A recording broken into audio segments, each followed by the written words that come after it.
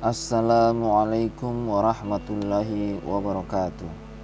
Al-Kisah Rasulullah sallallahu alaihi wasallam dan seorang Arab Badui.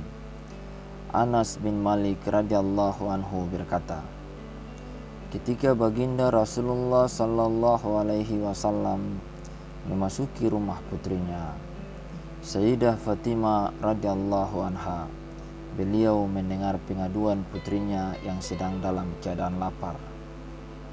Ayah, kami sekeluarga telah 3 hari tidak makan.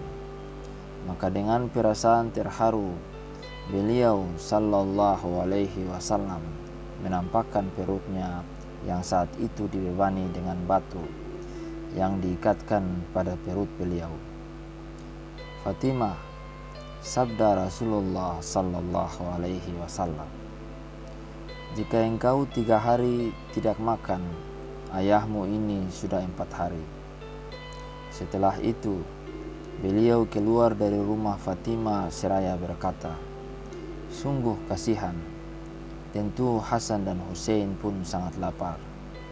Kemudian beliau melanjutkan perjalanannya hingga sampailah ia keluar kota Madinah. Kemudian langkahnya terhenti ketika beliau sallallahu alaihi wasallam melihat orang Badui yang sedang menimba air di sumur. Orang Badui itu tidak tahu bahwa orang yang berhenti itu adalah baginda Rasulullah sallallahu alaihi wasallam. Hai Badui, kata Nabi sallallahu alaihi wasallam, adakah pekerjaan yang dapat engkau berikan kepadaku? Ya, jawab Badui. Pekerjaan apakah yang dapat aku lakukan? Menimbakan air dari sumur ini, jawab Badui. Seraya memberikan timba kepada junjungan kita, Rasulullah sallallahu alaihi wasallam pun memulai menimba air dari sumur tersebut. Kemudian Badui memberikan upah sebanyak 3 buah kurma. Nabi sallallahu alaihi wasallam pun memakannya dalam waktu sebentar saja. Nabi sallallahu alaihi wasallam telah menimbakan 8 kali timba. Tetapi tatkala beliau hendak memasukkan timbanya untuk ke-9 kalinya, tali timba itu putus sehingga timbanya jatuh ke dalam sumur. Baginda Nabi sallallahu alaihi wasallam berhenti dan merasa kebingungan. Melihat timba itu jatuh, si Badui memarahi Nabi sallallahu alaihi wasallam dan menampar wajah beliau. Kemudian ia membayar upahnya sebanyak 24 butir buah kurma. Nabi sallallahu alaihi wasallam mengambil upah tersebut tanpa menunjukkan sikap marah.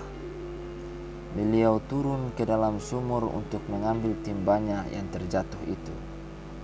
Setelah berhasil mengambil timba itu, beliau mengembalikannya kepada Badui itu seraya meminta maaf kepadanya. Kemudian si Badui meninggalkan tempat itu. Namun di tengah jalan, ia tertegun dan berpikir sejenak. Jangan-jangan orang itu adalah Muhammad, Nabi akhir zaman. Pikirnya, maka ia mengambil pisau dan memotong tangannya yang ia gunakan untuk menampar Rasulullah, sehingga ia pingsan dan terjatuh ke tanah. Beberapa saat kemudian datanglah sekelompok musafir melewati tempat itu. Mereka tertegun ketika melihat orang Badui itu pingsan dalam keadaan terpotong tangannya. Lalu mereka menyiram sekujur tubuh si Badui itu dengan air hingga ia pulih dari pingsannya. Kemudian mereka bertanya, musibah apakah yang telah menimpamu? Aku telah menampar wajah seseorang yang aku duga adalah Muhammad. Karena itulah aku memotong tanganku yang kugunakan untuk menamparnya, karena takut akan mendapatkan musibah, jawab si Badui itu. Setelah berkata demikian, ia mengambil potongan tangannya, kemudian bergegas menuju masjid Rasul. Setibanya di sana, ia berteriak-teriak, "Wahai sahabat Nabi, manakah yang bernama Muhammad? Mana Muhammad?" Ia terus-menerus berkata begitu. Maka Abu Bakar, Umar dan Utsman radhiyallahu anhum yang saat itu berada di masjid tersebut bertanya, "Mengapa engkau menanyakan Nabi Muhammad?" "Aku harus berjumpa dengannya," jawab Badui itu. Ketika mendengar perkataan Badui itu, Salman bangkit dan memegang tangan Badui. Kemudian membawanya ke rumah Sayyidah Fatimah.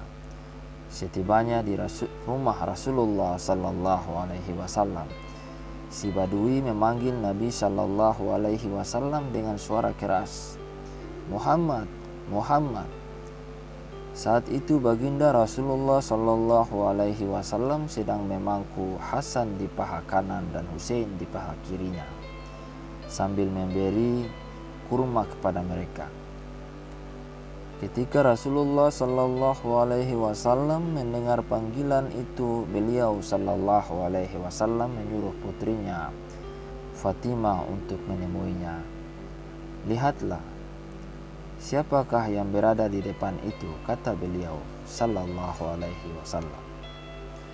Sayyidah Fatimah pun segera bergegas menuju pintu, namun ia merasa tertegun ketika melihat seorang Badui dalam keadaan tangan kanan terpotong dengan darah menetes, sedangkan tangan kirinya membawa potongan tangan kanannya.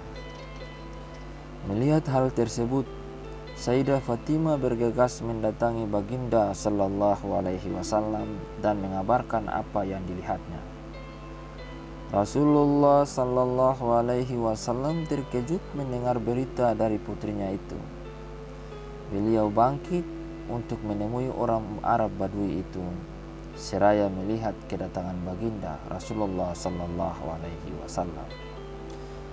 Badui itu berkata, "Maafkan aku Muhammad, karena aku sungguh tidak mengenalmu." "Mengapa tanganmu terpotong?" tanya beliau sallallahu alaihi wasallam dengan heran. "Tidak akan kekal tanganku yang telah menampar wajahmu," jawab orang Badui itu. "Masuklah Islam agar engkau selamat," kata Nabi Muhammad sallallahu alaihi wasallam. "Wahai Muhammad, seandainya engkau memang benar-benar seorang nabi, sambungkanlah kembali tanganku," ujar Badui itu memuji Rasulullah sallallahu alaihi wasallam. Beliau sallallahu alaihi wasallam menatap sejenak pada tangan orang Arab Badui yang memotong tangannya itu. Kemudian dengan hati beliau menyambungkan tangan itu serta menggunakan air liurnya untuk menyambungkannya. Maka dengan izin Allah Subhanahu wa taala, tangan itu tersambung kembali seperti sedia kala. Sejak saat itulah orang Badui itu masuk Islam.